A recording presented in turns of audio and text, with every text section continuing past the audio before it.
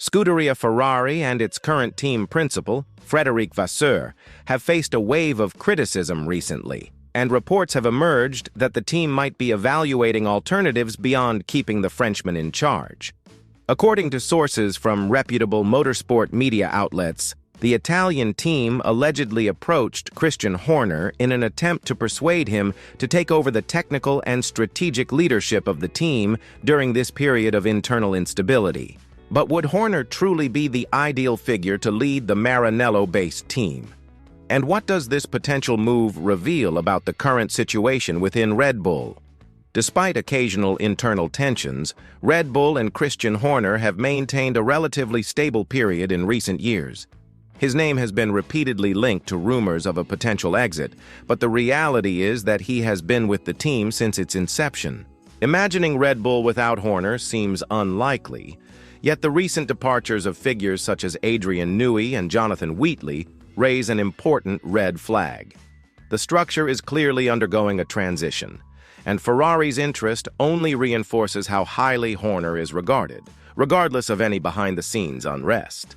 According to the German outlet Bild, Vasseur's performance has been deemed inconsistent, and Ferrari president John Elkann is reportedly willing to make bold changes ahead of the 2026 season. It is worth noting that this is not the first time Ferrari has attempted to recruit Horner. Years ago, an offer was made, but it never materialized. Now, we are left to speculate on how things might have unfolded if Horner had accepted the challenge back then. Horner himself has stated in interviews that great sports leaders are constantly looking for new challenges, and perhaps his moment of change is approaching. But even with Ferrari's unsuccessful pursuits so far, one must highlight an even deeper issue: the cultural contrast between the two teams. There is no denying that Ferrari is currently in a difficult situation. Even though Charles Leclerc finished second and Lewis Hamilton came in fifth at the Monaco Grand Prix, the general mood remains one of disappointment. The initial projections placed Ferrari as a title contender alongside McLaren, especially given their exceptionally talented driver lineup. However, once the team started losing ground to Max Verstappen, and occasionally even to both Mercedes cars, serious concerns emerged. Pressure on Vasseur has grown significantly. Initially viewed as an upgrade from former principal Mattia Binotto, he is now being questioned for not transforming Ferrari into a true title contender. For a team with Ferrari's legacy and reputation, anything short of consistently fighting for wins is seen as failure. Another major concern is the internal atmosphere. Lewis Hamilton, who joined the team with the goal of claiming his 8th world championship, seems increasingly frustrated. His communication with race engineer Riccardo Adami appears to lack synergy, which directly affects performance. Many believe that Vasseur lacks the profile needed to implement the sweeping internal reforms the team desperately needs. The issues clearly extend beyond trackside decisions, and there seems to be a significant gap in how driver feedback is translated into technical improvements by the engineers at Maranello. This scenario reveals more than just Ferrari's internal struggles. It also sheds light on Red Bull's current state.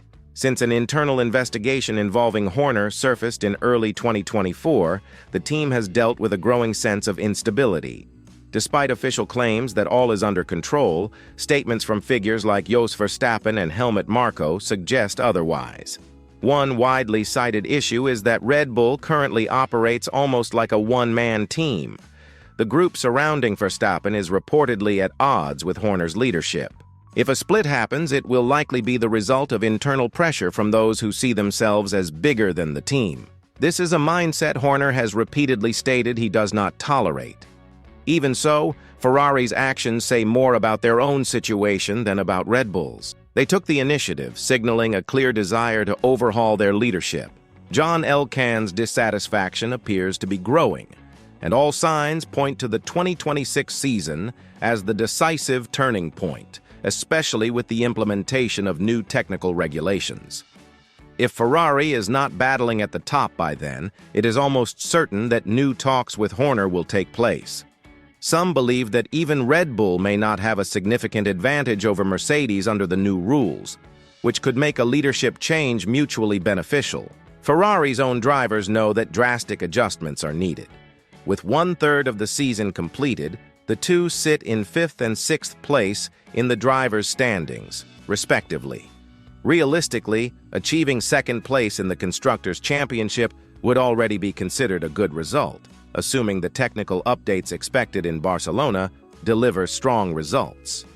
Speaking of performance, Leclerc was candid in identifying the team's current weaknesses. According to him, Ferrari's biggest shortcoming is in low-speed corners.